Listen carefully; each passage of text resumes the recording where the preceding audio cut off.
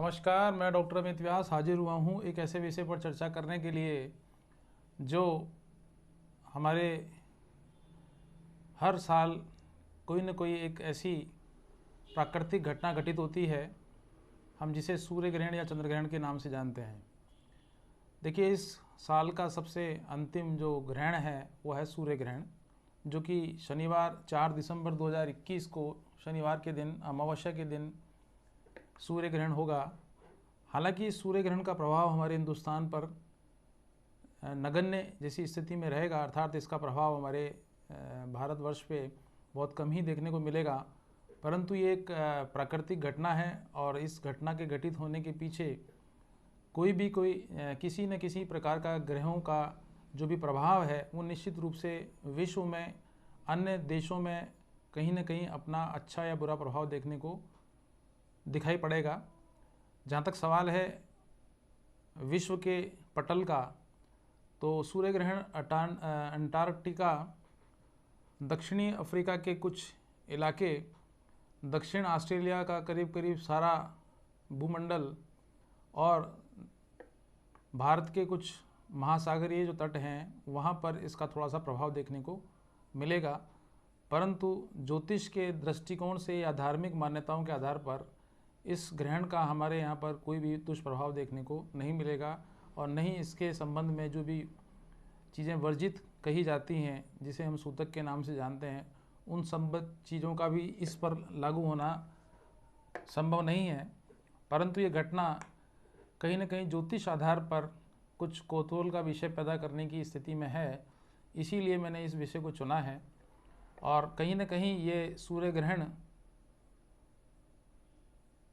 शनिवार के दिन सुबह 10:59 से प्रारंभ होगा और लगभग 3:07 तक ये ग्रहण चलेगा। मगर इस ग्रहण का असर या इसके दिखाई देने की जो स्थिति है वो हिंदुस्तान में नहीं है, परंतु ये एक ऐसी घटना है जिसके घटित होने की वजह से कहीं न कहीं हमारी अर्थव्यवस्था पर, हमारी प्राकृतिक विपदाओं के ऊपर और यहाँ तक कि कोरोना जैसी जो भयावह स्थिति है उसके तीसरे लहर के रूप में आपको थोड़े बहुत इसके लक्षण देखने को मिलेंगे। चूँकि एस्ट्रोलॉजिकली पॉइंट ऑफ व्यू से 14 नवंबर से लेके लगभग 14 जनवरी का जो टेन्योर है वो तीसरी लहर के लिए काफ़ी प्रामाणिक तौर पर सिद्ध सही होने की स्थिति में आ रहा है। और जिस प्रकार से हिंदुस्तान या हिंदुस्तान से बाहर कोरोना के केसेस जो दिखलाई पड़ रहे हैं, ये निश्चित मान के चलिए कि सूर्य ग्रहण इस घटना को थोड़ा बड़े रूप में लाने में अपना योगदान देने वाला है। तो ये तो बात थी सूर्य ग्रहण की। और अब बात करते हैं कि इस सूर्य ग्रहण का विभिन्न राशियों पर क्या क्या प्रभाव देखने को मिलेगा। देखिए, कोई भी प्राकृतिक जब घटना घटित होती है तो उसका प्रत्यक्ष और अप्रत्यक्ष प्रभाव मानव जीवन पर तो पड़ता ही है, लेकिन वो प्रभाव अच्छा है या बुरा है ये सबसे एक महत्वपूर्ण विषय है हमारे लिए। देखिए, सबसे बड़ी बात है कि मेष राशि वालों के लिए ये जो ग्रहण है या जो शनिश्चरी अमावस्या है वो निश्चित रूप से हेल्थ की दृष्टि से और माता पिता के स्वास्थ्य की दृष्टि से बिल्कुल भी ठीक नहीं है, क्योंकि मेष राशि वालों के लिए अष्टम स्थान पर सूर्य चंद्रमा की युति होना और चंद्रमा चूँकि नीच का हो जाता है वृश्चिक राशि में आने की वजह से, तो कहीं ना कहीं माता पिता के स्वास्थ्य पर इसका विपरीत प्रभाव देखने को मिल सकता है।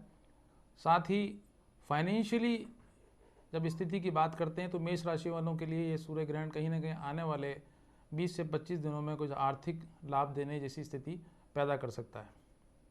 बात करते हैं वृष राशि वालों की। देखिए, वृष राशि वालों के लिए ये ग्रहण कहीं ना कहीं पत्नी को शारीरिक रूप से कष्ट प्रदान करने वाला होगा और स्वयं के स्वास्थ्य में भी थोड़ा सा उतार चढ़ाव देखने को मिल सकता है।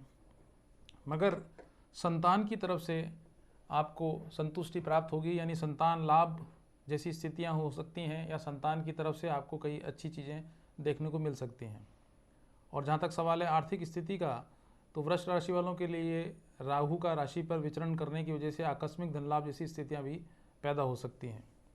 बात करते हैं मिथुन राशि वालों के लिए। देखिए, मिथुन राशि वालों के लिए यह ग्रहण कहीं ना कहीं शत्रु भय पैदा करने जैसी स्थिति रखेगा। पेट से संबंधित बीमारियां भी फेस करनी पड़ सकती हैं। और जिन युवक या युवतियों की विवाह नहीं हुए हैं, आने वाले इस सूर्य ग्रहण के बाद 40 दिनों में विवाह योग जैसी स्थितियां काफ़ी प्रबल रूप से दिखाई देने को मिल सकती हैं। बात करते हैं कर्क राशि वालों के लिए। देखिए, कर्क राशि वालों के लिए ये सूर्य ग्रहण कहीं ना कहीं संतान को कष्ट पहुंचाने वाला हो सकता है, या संतान के स्वास्थ्य की तरफ से चिंता रहेगी। और अगर आप नौकरी पेशा हैं तो ये निश्चित मान के चलिए कि आपका आने वाला समय प्रमोशन की दृष्टि से या उच्च अधिकारियों से आपके मेल जुलाव या मेल मिलाप के जो संबंध हैं उनमें बढ़ोतरी होगी, और कहीं ना कहीं आपको आर्थिक लाभ भी प्राप्त हो सकता है।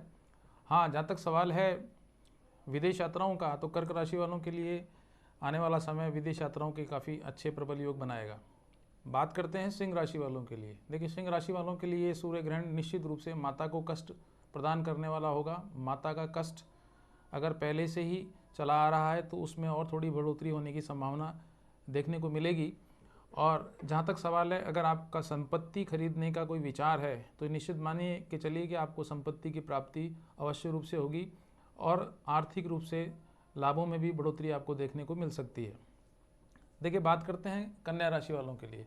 देखिए, कन्या राशि वालों के लिए निश्चित रूप से ये सूर्य ग्रहण जहाँ एक और उनके पराक्रम में वृद्धि करेगा और उनके यश और सम्मान में वृद्धि करेगा, वहीं दूसरे ओर आर्थिक लाभों में भी बढ़ोतरी देखने को मिलेगी, और हेल्थ की दृष्टि से भी आप अपने आप को सुखद महसूस करेंगे, और परिवार में एक सुख समृद्धि जैसी स्थिति भी आपको देखने को मिल सकती है। बात करते हैं तुला राशि वालों के लिए।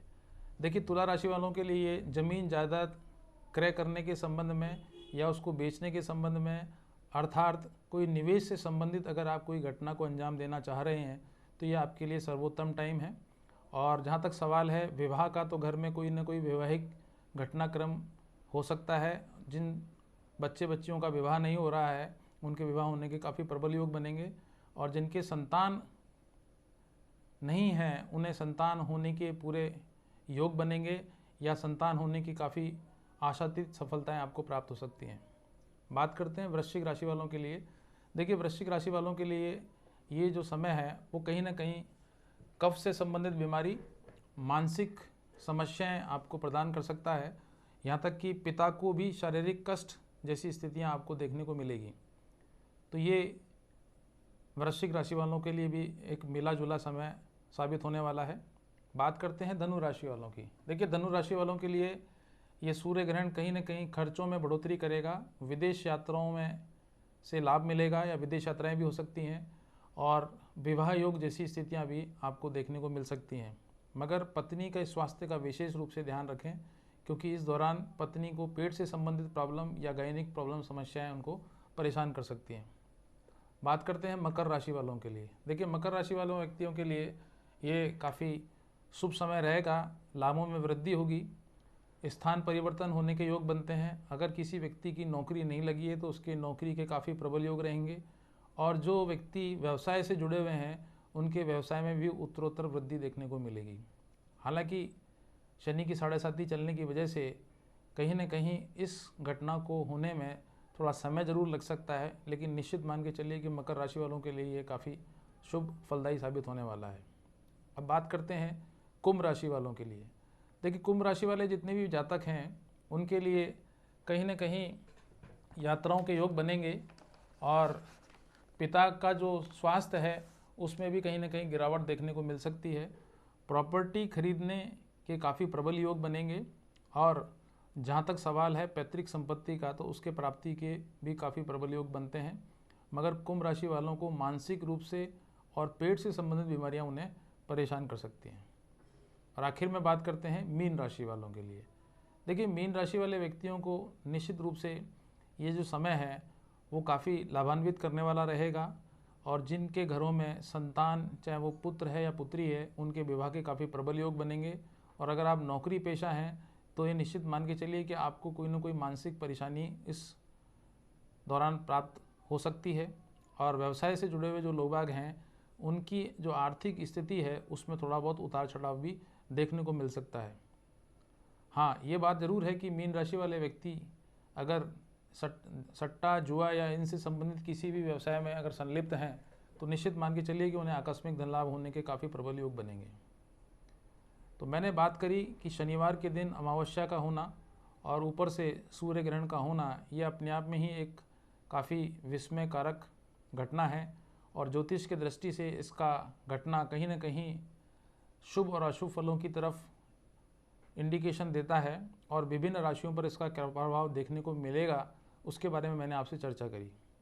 तो अगर आपको शुभ फलों में वृद्धि करनी है और अशुभ फलों में कमी करनी है तो 5 उपाय मैं आपको बताने जा रहा हूँ, जिन पर आपको विशेष रूप से ध्यान रखना पड़ेगा। एक तो ये कि चूँकि शनिवार के दिन अमावस्या पड़ रही है, तो उस दिन आप शनिवार को सरसों के तेल का दिया हनुमान जी के मंदिर में या शनिश्चर जी के मंदिर में या पीपल के पेड़ के नीचे जाके जलावें। और कुष्ठ रोगियों को या जो गरीब तबके के व्यक्ति हैं उन्हें भोजन अगर आप कराएंगे तो निश्चित मान के चलिए कि जहां एक और हम अपनी धार्मिक आस्थाओं का पालन कर पाएंगे, वहीं अपने ग्रहों के दुष्प्रभावों को भी कम करने में सफल हो पाएंगे। दूसरा उपाय है कि उस दिन आप शनि चालीसा का पाठ करें। शनि जी के मंदिर में जाकर 2 लड्डू और थोड़ा सा सरसों का तेल अगर आप शनि के मंदिर में चढ़ाएंगे तो उस दिन ऐसा करने से जहां शनि के दुष्प्रभावों में कमी देखने को मिलेगी, वहीं दूसरी ओर सूर्य ग्रहण का अगर कोई भी अशुभ प्रभाव आपको देखने को मिलता है तो उसमें भी कमी आपको देखने को मिलेगी।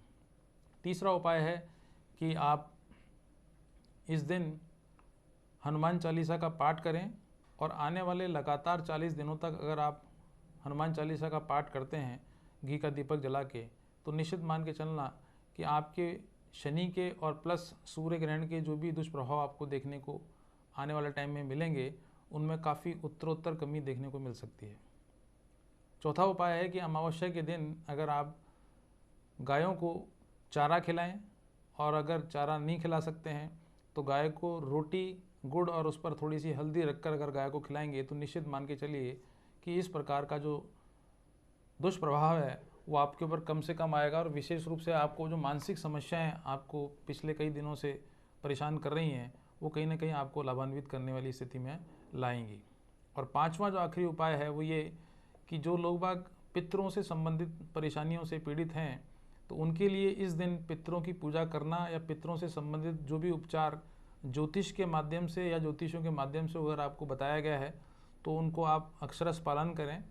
और जहाँ तक मेरा सवाल है तो मैं ये कहूँगा कि इस दिन अगर शनिवार के दिन अमावस्या है और सूर्य ग्रहण है तो पितरों को खुश करने के लिए सबसे सर्वोत्तम दिन है और इस दिन पितृ शांति के लिए कोई पूजा भी आप करा सकते हैं।